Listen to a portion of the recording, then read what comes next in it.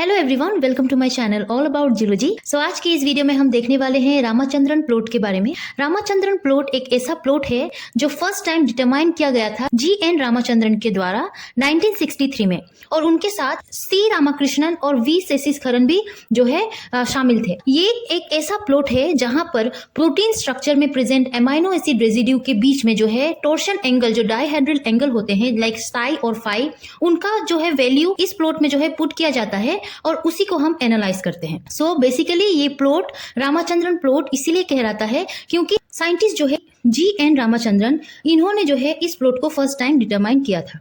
अब यहाँ पर साई एंगल, फाई एंगल, ये डाइहेड्रल एंगल जो है ये क्या होता है, प्रोटीन का स्ट्रक्चर किस तरीके से होता है, एमाइनो एसिड किस तरीके से जो है प्रेजेंट होते हैं, प्लस उनके बीच में पेप्टाइड बॉन्ड कैसे जो है प्रेजेंट होता है, वो सभी जो है हम यहाँ पर देखने वाले हैं इस वीडियो में। सो सबसे पहले जो है स्टार्ट करते हैं प्रोटीन स्ट्रक्चर से। हम जानते हैं प्रोटीन का स्ट्रक्चर किस तरीके से होता है। ये 3 डायमेंशनल स्ट्रक्चर होता है जो अमाइनो एसिड के चेन से बना हुआ होता है। हम लोगों ने पहले भी पढ़ा है, हम जानते भी है कि जो प्रोटीन है वो किस तरीके से बनता है। अमाइनो एसिड जो है अपने आप में जुड़ के जो है एक पॉलीपेप्टाइड चेन को फॉर्म करते हैं और वो जो है जुड़े हुए होते हैं पेप्टाइड बॉन्ड के हेल्प से।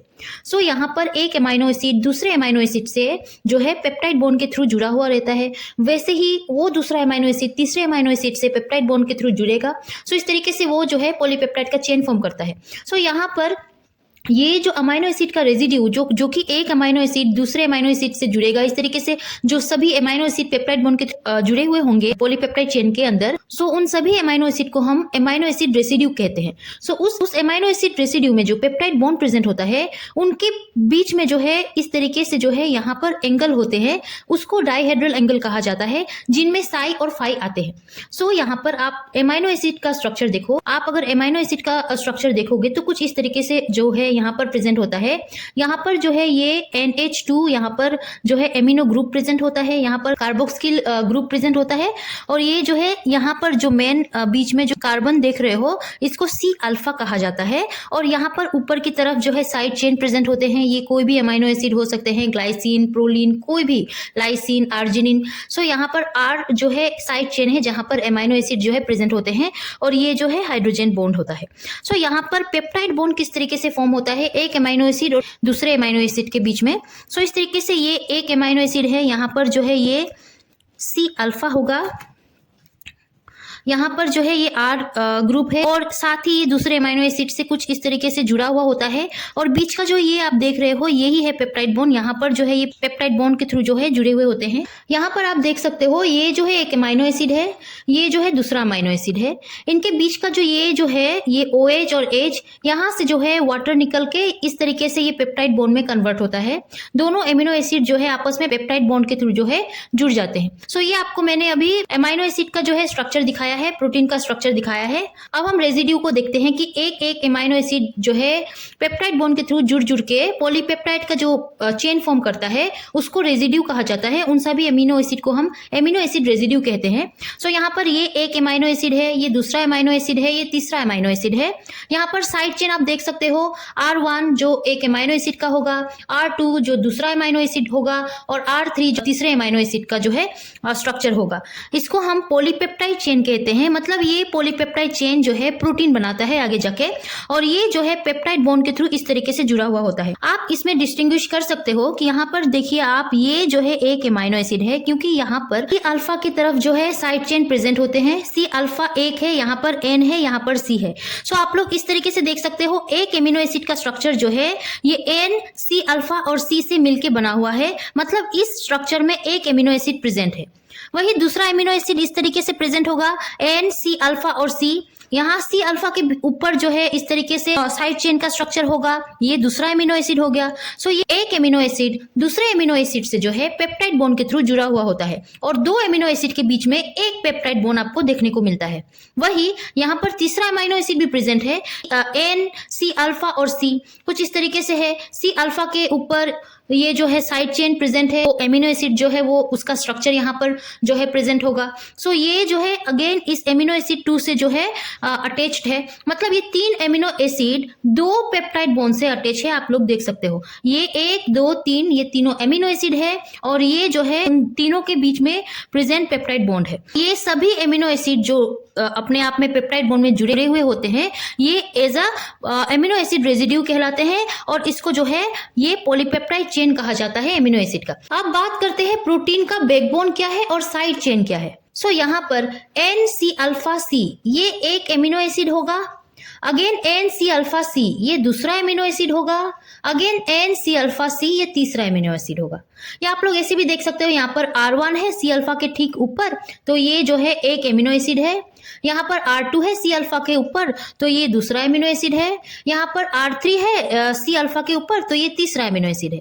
सो आप लोग यहाँ पर देखो, यहाँ पर जो कि हम बैकबोन और साइड चेन की बात कर रहे हैं, सो यहाँ पर ये जो स्ट्रक्चर होगा इसको कहते हैं बैकबोन। मतलब बैकबोन का मतलब है कि ये जो साइड चेन है, ये जो ऊपर का जो आप देख रहे हो ये स्ट्रक्चर और नीचे का जो स्ट्रक्चर देख रहे हो, इसको कहते हैं साइड चेन। मतलब बैकबोन ऐसा है जो साइड चेन को पकड़ के रखा हुआ है, ये दोनों साइड चेन को पकड़ के रखता है, इसीलिए बीच के स्ट्रक्चर को हम बैकबोन कहते हैं। और वो जो उसके साथ अटैच रहता है, ये ऊपर का जो चेन है वो और नीचे का जो चेन है वो, उसको हम साइड चेन कहते हैं। ये साइड चेन जो है सिंपल भी हो सकता है या बल्कि भी हो सकता है। कहने का मतलब ये है कि ये जो R होगा, जो एमिनो एसिड का स्ट्रक्चर होगा, वो डिपेंड करेगा कि कौन सा एमिनो एसिड का कितना बड़ा स्ट्रक्चर है। जो एमिनो एसिड छोटे स्ट्रक्चर के होंगे वो जो है सिंपल यहाँ पर प्रेजेंट होंगे, वही जो एमिनो एसिड बहुत बड़े स्ट्रक्चर के होंगे वो बहुत बड़ा यहाँ पर जो है एरिया कवर करेगा, वो ब्रांच्ड होगा। सो डिपेंड करता है एमिनो एसिड के स्ट्रक्चर के ऊपर कि किस तरीके का जो है एमिनो एसिड यहाँ पर प्रेजेंट है। बाकी जो बैकबोन होगा ये इस तरीके से सेम होता है। साइड चेन में जो है डिफरेंस आपको देखने को मिलता है। अब सबसे इंपॉर्टेंट बात यह है कि प्रोटीन में जो है ये साई एंगल और फाई एंगल क्या होता है। ये साई और फाई एंगल क्या होता है, जिसको हम डाइहेड्रल एंगल या इंटरनल एंगल या टोर्शन एंगल कहते हैं। ये फाई और साई एंगल जो है डाइहेड्रल एंगल होते हैं जो प्रोटीन में प्रेजेंट होते हैं, जिसकी हेल्प से जो है प्रोटीन का कन्फर्मेशन जो स्ट्रक्चर है वो डिसाइड होता है। सो डाइहेड्रल एंगल जो है ये एंगल होता है between two planes that intersect. So यहाँ पर मैं आपको अच्छे से दिखाऊंगी। इसको इंटरनल एंगल भी कहते हैं जो पॉलीपेप्टाइड बैकबोन का होता है, और ये जो है दो एडजेसेंट प्लेन के बीच में प्रेजेंट होता है। ये आपको मैंने पहले ही कहा था, यहाँ पर C अल्फा जहाँ पर भी हो, यहाँ पर N होना चाहिए था, N, और ये H, ठीक है। सो यहाँ पर जो है ये C alpha, NC alpha C, ये जहाँ भी आप देखोगे वहाँ पर C अल्फा के पास R ग्रुप जो साइड चेन ग्रुप है वो लगा हुआ होगा, जो अमाइनो एसिड है वो लगा हुआ होगा। सो आपको इतना पता होना चाहिए कि NC अल्फा C जहाँ पर भी हो ये एक अमाइनो एसिड का स्ट्रक्चर है। सो यहाँ पर ये जो है इस तरीके से दूसरे अमाइनो एसिड से जुड़ा हुआ है, NC अल्फा C। इस तरीके से यहाँ पर ये बॉन्ड जो है पेप्टाइड बॉन्ड होगा। यहाँ पर NC अल्फा C के बीच में आप देखो, यहाँ पर C अल्फा बीच में है, यहाँ पर C अल्फा और इसके इस तरफ इस साइड में N है, ठीक है। सो ये C अल्फा और N के बीच का जो ये बॉन्ड है, इसमें जो है जो टोर्शन या जो रोटेशन होता है उसको हम फाई रोटेशन कहते हैं या फाई एंगल कहते हैं। एक और बात मैं आपको यहाँ पर बताना चाहती हूँ कि एमिनो एसिड रेजिड्यू जो है वो आपस में रोटेट होते हैं। ये जो है इस तरीके से जो आप स्ट्रक्चर देख रहे हो, ये हो सकता है रोटेट करके यहाँ आ जाए ऐसे, ठीक है। सो ये आपस में रोटेट करते हैं। सो डिपेंड करता है कि ये किस तरफ से, कौन से एंगल से रोटेट हुए हैं। सो यहाँ पर इस एंगल को ही हम डिटरमाइन करने वाले हैं। यहाँ पर C अल्फा, इसके इस साइड में N है और इसके ये साइड में C है। C अल्फा और C के बीच का बॉन्ड जो है उसमें इस एंगल से अगर रोटेशन हो, मतलब इस तरफ से अगर रोटेशन हो, तो हम इस एंगल को साई एंगल कहते हैं। वही C अल्फा और N के बीच में जो बॉन्ड है, उस बॉन्ड में जो है अगर रोटेशन हो तो हम उसे फाई कहते हैं। फाई और साई दोनों को डाइहेड्रल एंगल या टोर्शन एंगल कहा जाता है। ये किस तरीके से रोटेट होते हैं वो भी हम देख लेते हैं। यहाँ पर जो है C अल्फा NH, यहाँ पर जो है NC अल्फा C, ये एक अमाइनो एसिड है। अगेन NC अल्फा C ये दूसरा अमाइनो एसिड है, और again NC alpha C double bond OH, इस तरीके से होगा। सो यहाँ पर आप देखो, जो कि मैंने यहाँ पर सिर्फ और सिर्फ अमाइनो एसिड का दिखाया है, इसलिए मैंने ये सब नहीं बनाया है। यहाँ पर जो है ये अमाइनो एसिड में और ये अमाइनो एसिड में इस तरीके से C अल्फा बीच का जो है वो होगा। यहाँ पर जो है ये पेप्टाइड बॉन्ड है, जिसके थ्रू 3 अमाइनो एसिड जो है जुड़े हुए हैं। तो यहाँ पर जो है ये सी अल्फा और सी के बीच का जो रोटेशन है, एंगल है, उसको हम साई एंगल कहते हैं। सो यहाँ पर अगर इस तरफ से रोटेशन हो तो आप देखो स्ट्रक्चर कुछ इस तरीके से दिखाई देगा। ये जो है इस हिस्से में रोटेशन हुआ है। सो यहाँ पर सी अल्फा के ऊपर आर ग्रुप था, ये रोटेशन के बाद इस तरीके से नीचे आ जाएगा। यहाँ पर सी अल्फा के नीचे एच था, यहाँ पर रोटेशन के बाद सी अल्फा के ऊपर एच आएगा, जो कि इस तरफ से हुआ है। तो यहाँ CO का जो स्ट्रक्चर है ये नीचे से ऊपर चला जाएगा। ठीक वैसे ही यहाँ पर इस तरफ से ये सी अल्फा और एन के तरफ से अगर रोटेशन हुआ है तो हम उसको फाई एंगल कहते हैं। यहाँ पर CO ऊपर था, आफ्टर रोटेशन ये नीचे आएगा। NH नीचे था, आफ्टर रोटेशन ये ऊपर आएगा। सो इस तरीके से इनमें जो है रोटेशन होती है। आपको इतनी बातें अगर समझ आ गई है तो हम इस वीडियो के मेन टॉपिक में आगे बढ़ते हैं, जो कि है रामाचंद्रन प्लॉट। रामाचंद्रन प्लॉट हमें इतना पता है कि एक टाइप का ग्राफ है जो GN रामाचंद्रन के हेल्प से दिया गया था। अब ये रामाचंद्रन प्लॉट जो है एक 2D ग्राफ होता है, 2 डायमेंशनल ग्राफ होता है जो डायहेड्रल एंगल के डिस्ट्रीब्यूशन को शो करता है। और ये किस तरीके से कंस्ट्रक्ट किया जाता है, रामाचंद्रन प्लॉट में जो है हम कैलकुलेट करते हैं कि जो प्रोटीन में अमाइनो एसिड रेसिड्यू होते हैं उनमें जो डायहेड्रल एंगल होता है लाइक फाई और साई, उनके बीच का जो है वैल्यू कितना है और उस वैल्यू को हम पुट करते हैं प्लॉट में। यहाँ पर प्लॉट कैसा होता है, जो कि ये 2 डायमेंशनल है। यहाँ पर एक्स एक्सिस में फाई को रखा जाता है और वाई एक्सिस में साई को रखा जाता है। प्लॉट जो है कुछ फैक्टर्स के ऊपर जो है बेस्ड होता है, जैसे कि hydrogen bond, steric clashes. Steric clashes का मतलब है according to the side chain कोई अमीनो एसिड का जो है स्ट्रक्चर इतना बल्की होता है कि वो इजीली रोटेट नहीं कर पाता है, उनमें स्टेरिक क्लैशेस जो है ये दिखाई देते हैं। अब यहाँ पर जो ये रामाचंद्रन प्लॉट है, यहाँ पर 2 रीजन्स प्रेजेंट होते हैं। एक होता है अलाउड रीजन, दूसरा होता है डिसअलाउड रीजन। यहाँ पर अलाउड और डिसअलाउड क्या होता है, अलाउड रीजन एक ऐसा रीजन है जहाँ पर जो प्रोटीन का स्ट्रक्चर होगा वो स्टेरिकली पॉसिबल होगा, इजीली रोटेट कर पाएगा। जो इजीली रोटेट कर सकता है स्टेरिकली पॉसिबल होता है, एटॉमिक क्लेश जो है वहां पर दिखाई नहीं देता है। बट डिसअलाउड रीजन में क्या होता है कि ऐसा प्रोटीन का स्ट्रक्चर जो बहुत बल्की होता है। मैंने आपको दिखाया था एमिनो एसिड का जो स्ट्रक्चर है उस R चेन में या R ग्रुप में जो है एमिनो एसिड का स्ट्रक्चर प्रेजेंट होता है। सो डिपेंड करता है उस एमिनो एसिड के स्ट्रक्चर के ऊपर कि वो कितना बड़ा है। वो बल्की होगा तो रोटेट नहीं कर पाएगा इजीली। सो यहाँ पर जो प्रोटीन बल्की नहीं होते हैं, इजीली रोटेट कर सकते हैं, उसको अलाउड रीजन में रखा जाता है। और जो प्रोटीन बल्की होते हैं, इजीली रोटेट नहीं कर पाते हैं, जिनमें क्लैशेस जो है वो जो है दिखाई देता है, उन सभी प्रोटीन को जो है डिसअलाउड रीजन में रखा जाता है। अलाउड रीजन में जो है सेकेंडरी स्ट्रक्चर ऑफ प्रोटीन को रखा जाता है, जैसे कि अल्फा हेलिक्स को रखा जाता है, बीटा शीट को रखा जाता है, जिनका बैकबोन एंगल जो है वो अलाउ करता है stable configuration without major atomic collision. जैसे कि ग्लाइसिन के केस में ग्लाइसिन का स्ट्रक्चर जो है वो ऐसा होता है कि वो इजीली रोटेट कर पाते हैं। वो जो है अलाउड रीजन का लार्जेस्ट एरिया जो है ऑक्युपाई करते हैं। अब यहाँ पर कौन सा प्रोटीन होगा जो डिसअलाउड रीजन में रखा जाता है, जैसे कि प्रोलीन। प्रोलीन एक ऐसा एमिनो एसिड है जो लीस्ट अलाउ करता है डाइहेड्रल रोटेशन को, क्योंकि इनका जो स्ट्रक्चर है वो बल्की होता है, limiting its conformational flexibility compare to other amino acid. हम स्ट्रक्चर भी देखेंगे।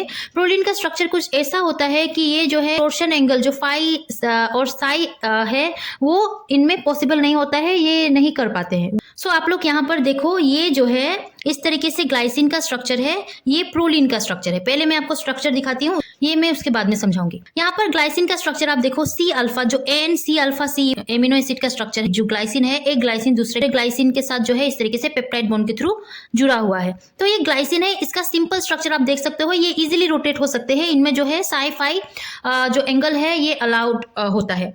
प्रोलीन में आप देखो, प्रोलीन में इतना जो है बल्की स्ट्रक्चर है, इनमें ऐसा स्ट्रक्चर होने के कारण ये और भी प्रोलीन से जब जुड़ेंगे तो ये क्या होंगे, ये जो है अपने आप को रोटेट नहीं कर पाएंगे। इनमें जो है साई एंगल फाई एंगल ये शो नहीं होता है, क्योंकि इनका स्ट्रक्चर बहुत बल्की है, बड़ा होता है इनका साइड चेन। दैट्स वाई जो है ये लीस्ट डायहेड्रल एंगल को जो है ये शो करते हैं। स्टेरिक हिंड्रेंस क्या है, ये फिजिकल ऑब्स्ट्रक्शन है जहां पर जो है एमिनो एसिड में प्रेजेंट साइड चेन जो है बहुत बल्की होते हैं, जिसकी वजह से उनके अरेंजमेंट में जो है है प्रॉब्लम आने लगती है, वो रोटेशन शो नहीं कर पाते हैं, जिसकी वजह से जो है स्ट्रक्चर में जो है इम्पैक्ट पड़ता है, उनके फंक्शन में जो है इम्पैक्ट पड़ता है। जैसे कि सिस और ट्रांस कॉन्फ़िगरेशन क्या है? सिस और ट्रांस कॉन्फ़िगरेशन जो है ये स्ट्रक्चर या कॉन्फ़िगरेशन ऑफ प्रोटीन होता है, जहां पर प्रोटीन जो है सिस फॉर्म में होते हैं और ट्रांस फॉर्म में होते हैं। यहाँ पर सिस फॉर्म कुछ इस तरीके से होता है जहां पर जो आर चेन है या साइड चेन है वो एक ही तरफ प्रेजेंट होगा। ये जो है अमीनो एसिड का स्ट्रक्चर है, यहाँ पर आर चेन या साइड चेन जो है ठीक नीचे की तरफ प्रेजेंट होता है, एक साइड में मतलब प्रेजेंट होता है, जिसको हम सिस कॉन्फ़िगरेशन कहते हैं। वही ट्रांस में जो है इस तरीके से ये ऑपोजिट डायरेक्शन में प्रेजेंट होते हैं। सो यहाँ पर स्टेबल जो कॉन्फ़िगरेशन होगा वो ट्रांस होगा, क्योंकि आप देखो यहाँ पर ये तो स्ट्रक्चर सेम ही रहता है, आर चेन में दूसरे दूसरे एमिनो एसिड जो है आके जुड़ते हैं। सो यहाँ पर जो बल्कि स्ट्रक्चर होगा या जो थोड़ा जो है बड़ा स्ट्रक्चर होगा एमिनो एसिड का, सो यहाँ पर भी प्रेजेंट हो और यहाँ पर भी प्रेजेंट हो, तो वो क्या करेगा, पूरे एरिया को जो है ऑक्यूपाई कर लेगा, जिसकी वजह से जो है ये स्टेबल नहीं रहता है, रोटेशन में जो है प्रॉब्लम होता है। वही ये जो है इस तरीके से अगर प्रेजेंट हो ऑपोजिट डायरेक्शन में, तो यहाँ पर इनफ जो है एरिया, इनके पास स्पेस जो है वो होता है, जिसकी वजह से ये फ्रीली रोटेट कर पाते हैं। सो स्टेबल कंडीशन जो है, स्टेबल कॉन्फ़िगरेशन जो है प्रोटीन का ट्रांस होता है। सो अभी हम लोगों ने सारी जो है थ्योरी पढ़ी है, अब हम प्रैक्टिकली देखेंगे किस तरीके से क्या जो है इस रामाचंद्रन प्लॉट में क्या होता है, किस तरीके से ये वैल्यूज़ को पुट किया जाता है। सो हम पहले से पढ़ते आए हैं, हमें पता है अगर हम कोई भी ग्राफ ऐसा जो है ड्रॉ करते हैं, उनमें एक्स एक्सिस और वाई एक्सिस जो है प्रेजेंट होता है। सो ये जो है ये रामाचंद्रन प्लॉट में जो है क्वाड्रेंट स्ट्रक्चर होता है, 4 पार्ट में ये डिवाइडेड होता है, नंबर 1, नंबर 2, नंबर 3, नंबर 4। यहाँ पर बीच में अगर मैं यहाँ पर 0 लूं तो इस तरफ का जो है लाइन हम एक्स एक्सिस कहेंगे, ऊपर का जो लाइन होगा वो वाई एक्सिस होगा। वाई एक्सिस यहाँ पर पॉजिटिव होगा, ठीक इसके नीचे वाई एक्सिस यहाँ पर नेगेटिव होगा। वैसे ही एक्स एक्सिस यहाँ पर पॉजिटिव होगा और ठीक इस तरफ इसके पीछे एक्स एक्सिस यहाँ पर नेगेटिव होगा, यहाँ पर जो कि ये 4 हिस्सों में डिवाइडेड है। सो यहाँ पर देखो आप, ये जो है एक्स एक्सिस को हम कहते हैं फाई एंगल। यहाँ पर रामाचंद्रन प्लॉट में एक्स एक्सिस को फाई एंगल से जो है डिनोट किया जाता है और वाई एक्सिस को साई एंगल से डिनोट किया जाता है, जो कि ये वाई एक्सिस के पॉजिटिव साई एंगल है और ये जो है एक्स एक्सिस के पॉजिटिव फाई एंगल है। मतलब इस हिस्से में, इस थर्ड वाले हिस्से में पॉजिटिव फाई होगा और पॉजिटिव साई होगा। ठीक आप इसके इस साइड में देखो, ये 1 वाले में देखो, यहाँ पर ये 0 होगा बीच का, ये जो है एक्स एक्सिस निगेटिव वाला था और ये जो है वाई एक्सिस निगेटिव वाला था। ये वाई एक्सिस में हम लोगों ने साई लिया है और साई जो कि वाई एक्सिस में निगेटिव है, सो यहाँ पर साई निगेटिव है। अगेन एक्स एक्सिस को हम लोगों ने फाई लिया है और यहाँ पर एक्स एक्सिस निगेटिव है, सो यहाँ पर जो है फाई निगेटिव होगा। सो 1 में फाई का वैल्यू जो है निगेटिव होता है, साई का वैल्यू जो है निगेटिव होता है। इसके ऑपोजिट 3 में फाई का जो वैल्यू होता है पॉजिटिव होता है और साई का वैल्यू जो है पॉजिटिव होता है। अब मैं इन दोनों को समझाती हूँ। ये नंबर 2 जो साइड होगा, यहाँ पर आप देखो जो कि ये 0 था, ये वाले को आप देखो यहाँ पर ये फाई है, बट यहाँ पर ये फाई नेगेटिव है, जो कि ये नेगेटिव एक्स एक्सिस है। सो यहाँ पर ये नेगेटिव होगा, मतलब फाई का वैल्यू नेगेटिव होगा। ऊपर अगर हम जाएंगे तो साई है, साई यहाँ पर पॉजिटिव है, सो साई यहाँ पर पॉजिटिव होगा। यहाँ पर जो सेकेंड वाले हिस्से में जो हमें फाई और साई का वैल्यू मिला है वो है फाई निगेटिव, साई पॉजिटिव। और यहाँ पर इस तरफ वाले को हम अगर देखें तो ये जो है ये फाई का वैल्यू जो है ये यहाँ पर पॉजिटिव होगा और साई का वैल्यू जो है यहाँ पर नेगेटिव होगा। सो आप लोग इतना ध्यान में रखिएगा, एक्स एक्सिस को पहले लिखा जाता है, मतलब फाई का वैल्यू हम पहले लिखेंगे, देन वाई एक्सिस का वैल्यू लिखा जाता है, मतलब साई का वैल्यू हम उसके बाद में लिखेंगे। पॉजिटिव कौन सा है और नेगेटिव कौन सा है? यहाँ पर जो है पॉजिटिव साई है, यहाँ पर नेगेटिव फाई है। अगेन इसके ऑपोजिट में पॉजिटिव फाई है और नेगेटिव साई है। और इन दोनों को तो आपको याद रखना पड़ेगा कि ये जो है 1 में दोनों नेगेटिव होंगे और थर्ड में उसके ऑपोजिट में दोनों पॉजिटिव होंगे। अब हम देखते हैं वैल्यू को किस तरीके से पुट किया जाता है। सो यहाँ पर ओरिजिनल आप रामाचंद्रन प्लॉट का जो है ग्राफ देखोगे तो कुछ इस तरीके से जो है ग्राफ देखने को मिलता है। यहाँ पर रामाचंद्रन प्लॉट में जो है right handed alpha helix, left handed alpha helix, anti parallel beta sheet, parallel beta sheet, collagen triple helix, ये सारे प्रोटीन का जो है पाई एंगल और साई एंगल जो है पुट किया गया है। ये किस तरीके से किया जाता है वो मैं आपको प्रैक्टिकली करके दिखाती हूँ। सो यहाँ पर राइट हैंडेड अल्फा हेलिक्स का वैल्यू है, फाई का जो है 60 होगा, -60, और साई का जो है -50 है। सो हम लोगों ने अभी देखा है कि किस तरीके से ये ग्राफ को जो है बनाया जाता है। एक्स एक्सिस में जो है फाई का जो है वैल्यू लिया जाता है और वाई एक्सिस में जो है साई का वैल्यू लिया जाता है। तो यहाँ पर ये जो है y एक्सिस है, ये जो है x एक्सिस है, ठीक नीचे x एक्सिस और ये जो है y एक्सिस, ठीक है। सो यहाँ पर वैल्यू सारे जो है यहाँ पर दिए गए हैं, हमें बस वैल्यू के अकॉर्डिंग ये जो है बिठाना है। अब फाई जो है -60 है for right handed alpha helix. Phi जो है माइनस है, मतलब यहाँ पर अगर मैं 0 सोचूं, ये जो है फाई एंगल है, ये जो है फाई एंगल है, अगेन ये फाई एंगल है, ये फाई एंगल है, जो कि ये फाई एंगल इस तरफ है तो ये पॉजिटिव है, अगेन ये वाले जो है पॉजिटिव है, इसके पीछे इस तरफ नेगेटिव होंगे और ये जो है नेगेटिव होंगे। अब यहाँ पर जो कि हमें फाई वाले जो है देखने हैं, तो फाई -60 है, मतलब फाई कहीं यहाँ पर मिलेगा, तो -60 ये रहा, यहाँ पर जो है ये फाई एंगल हो सकता है, प्लस साई एंगल 50 है। अब साई एंगल जो कि हम y एक्सिस में देखेंगे तो ऊपर वाले को हम पॉजिटिव मानते हैं, नीचे वाले को नेगेटिव मानते हैं। यहाँ पर नेगेटिव वैल्यू दिया हुआ है, मतलब 50 दिया हुआ है, तो कहीं हमें यहाँ पर देखने को मिलेगा, ये जो है -60 इसके ऊपर -50 होगा, तो यहाँ पर कहीं पे जो है ये -60 और -50 यहाँ पर जो है हम राइट हैंडेड अल्फा हेलिक्स का जो है यहाँ पर बिठा सकते हैं। राइट हैंडेड अल्फा हेलिक्स जो है जिसका फाई एंगल जो है -60 है और साई एंगल जो है -50 है। तो यहाँ पर आप देखो रामाचंद्रन प्लॉट में भी कुछ इस तरीके से यहाँ पर बिठाया गया है। ये राइट हैंडेड अल्फा हेलिक्स का वैल्यू है जो फाई -60 है और साई -50 है। अब हम दूसरे वाले का वैल्यू जो है इस तरीके से बिठा के देखते हैं। यहाँ पर लेफ्ट हैंडेड अल्फा हेलिक्स जो कि फाई है +60, अब पॉजिटिव है तो हमें इस तरफ देखने को मिलेगा फाई, सो फाई का जो है इस तरफ से पॉजिटिव क्या लेना है, 60 लेना है, 60 ये रहा, यहाँ पर जो है यहाँ पर कहीं होगा, प्लस यहाँ पर साई का वैल्यू भी पॉजिटिव है, सो हम लोगों ने पॉजिटिव देखा ही था कि इस तरफ होता है, प्लस यहाँ पर पॉजिटिव 50 जो है साई का है, तो यहाँ पर ऊपर देखने को मिलेगा, यहाँ पर ये 60 है तो कहीं ना कहीं यहाँ पर जो है 50 होगा। सो यहाँ पर आप देखो, यहाँ पर कहीं हमें ये 50 और ये जो है 60, यहाँ पर कहीं हमें लेफ्ट हैंडेड अल्फा हेलिक्स का जो है वैल्यू यहाँ पर मिल सकता है, और हम यहाँ पर लिख देंगे लेफ्ट हैंडेड अल्फा हेलिक्स जिसका फाई वैल्यू है +60 और साई वैल्यू है +50। अब हम तीसरे वाले का देखते हैं, anti parallel beta sheet. Anti parallel beta sheet का फाई एंगल -140 है, माइनस है मतलब इस तरफ देखने को मिलेगा, यहाँ पर -140, माइनस मतलब यहाँ पर -140, -120 है, -130, -140, कहीं ना कहीं इस लाइन में, ठीक है। और प्लस यहाँ पर दिया है साई का +135, 135 है प्लस है, सो प्लस यहाँ पर हम लोगों को जो कि साई है तो ये ऊपर वाले रीजन में देखने को मिलेगा, ऊपर वाले +35 मतलब ये रहा 60, ये रहा 120, 130, 135, यहाँ कहीं 135 होगा, और हम लोगों ने फाई का तो यहाँ पर 140 निकाल के रखा ही हुआ है, तो यहाँ पर किसी इस लाइन में जो है एंटी पैरेलल बीटा शीट का जो है यहाँ पर हम बिठा सकते हैं। यहाँ पर एंटी पैरेलल बीटा शीट, यहाँ पर जो कि फाई वैल्यू है -140 और साई वैल्यू है +135। रामाचंद्रन प्लॉट में देख लेते हैं कैसे जो है हम लोगों का सही हुआ है या नहीं। यहाँ पर आप देखो ये जो है एंटी पैरेलल बीटा शीट, तो कहीं ना कहीं हम लोगों ने सही किया है। जो है पैरेलल बीटा शीट का देखते हैं, यहाँ पर फाई जो है -120 है और साई जो है +15 है। फाई का -120 मतलब ये लाइन में तो नहीं मिलेगा, इस लाइन में देखना होगा, -120 मतलब ये रहा, और ये जो है +115, साई जो है मतलब ऊपर प्लस है तो ऊपर यहाँ पर मिलेगा, तो ये 120 और 115, 60, 70, ये कुछ इस यहाँ पर मिलेगा, यहाँ पर मिल सकता है, ये रहा, कहीं यहाँ पर हम बिठा सकते हैं पैरेलल बीटा शीट का। सो ये रहा पैरेलल बीटा शीट, फाई जो है -120 है, फाई जो है +115 है।